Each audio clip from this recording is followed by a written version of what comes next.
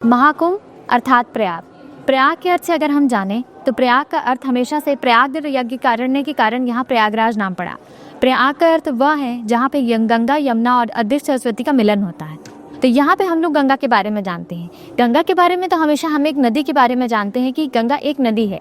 आजकल के अगर आप युवा पीढ़ी से बात करेंगे तो वो यही कहेंगे कि गंगा हमारे लिए सिर्फ एक नदी के तौर पे है, परंतु हमारे पुराणों में और हमारी पौराणिक कथाओं में गंगा का महत्व बहुत तरीकों से बताया गया है, जिसमें 3 मुख्य काव्य हैं, जिनमें गंगा लहरी, गंगा महात्म्य और गंगा दर्शन के बारे में बताया गया। अगर हम लोग सबसे पहले से शुरुआत करें तो सबसे पहले गंगा लहरी के बारे में ये बताया गया है कि हमारे त्रिवेणी संगम में स्नान करने से मनुष्य के सारे पापों को नष्ट होने, सारे पाप नष्ट हो जाते हैं। परंतु कारणवश अगर कोई है जो 7 समुंदर पार है, वो भले ही भक्ति करता हो मगर वो त्रिवेणी संगम में आके स्नान नहीं कर सकता, तो अगर वो गंगा जी के दर्शाए हुए 1000 नामों का भी जाप करता है अथवा उसका स्मरण करता है तो उसको वही फल प्राप्त होता है जो उसको गंगा जी में स्नान करने से प्राप्त होता है। अगर हम थोड़ा आगे बढ़े तो हमें ये देखने को मिलता है हमारे पौराणिक कथाओं में कि भगवान जगन्नाथ जी का भी वर्णन हमारे गंगा जी में मिलता है। और अगर भगवान जगन्नाथ जी के में एक मंत्र दिया है, अगर आप उस मंत्र का उच्चारण करते हैं, 52 श्लोक दिए हैं, अगर आप श्लोक का उच्चारण करते हैं तो गंगा जी का कद हर बार 1 इंच बढ़ता जाता है।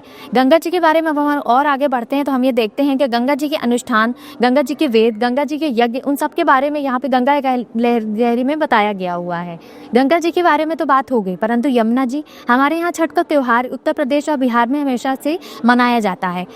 उसमें यमुना जी का भी बहुत महत्व होता है।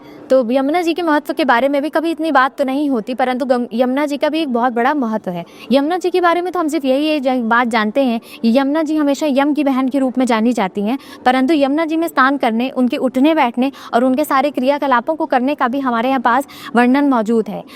सरस्वती जी के अदृश्य होने की बात तो भले ही अंग्रेज़ों ने अपनी किताबों में लिख के चले गए, परंतु सरस्वती जी हमेशा से इस भूमि पर आती थी और रहती थी। तो सरस्वती जी को प्रसन्न करने के लिए भी हमारे यहाँ कई श्लोक, कई मंत्र और कई जाप है। अगर हम थोड़ा और आगे बढ़ते हैं तो हमें प्रयाग के बारे में ये पता चलता है कि यहाँ जो प्रयागराज है उसकी महिमा इन तीनों नदियों से ही होती है। और त्रिवेणी संगम का जो महत्व है, इसी वजह से महत्व इस बार का बहुत बड़ा है, क्योंकि ये 144 साल बाद प्रयागराज के संगम में ही लगता है, क्योंकि यहाँ त्रिवेणी संगम में गंगा, यमुना, अदृश्य सरस्वती का मिलन होता है। मैडम जी, जैसे आपने बताया कि गंगा जी का लोग ज़्यादा मान्यता है हमारे देश में, यमुना जी की उतनी नहीं है, तो यमुना जी के महत्व के बारे में कृपया हमें बताइए कुछ, जो लोगों को पता चल सके।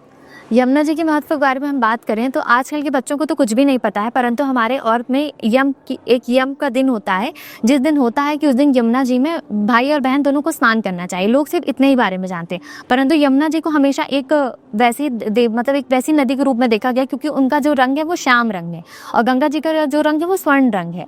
तो गंगा जी के श्याम और स्वर्ण रंग हमारे मनुष्यों में जो काले और गोरे रंग का महत्व बताता है। तो जैसे कि हमारे यहाँ धारणा है, वैसे ही जो यमुना जी हैं हमारे यहाँ, उनके उठने, उनके बैठने, उनको कैसे हम लोग उस तरह गंगा जी की तरह ही हम लोग उनको कैसे मान्यता दे सकते हैं, कैसे उनकी पूजा कर सकते हैं, उसके बारे में भी हमारे यहाँ पे शास्त्रों में उल्लेख है, जो कि बहुत ज़्यादा लोग नहीं जानते हैं।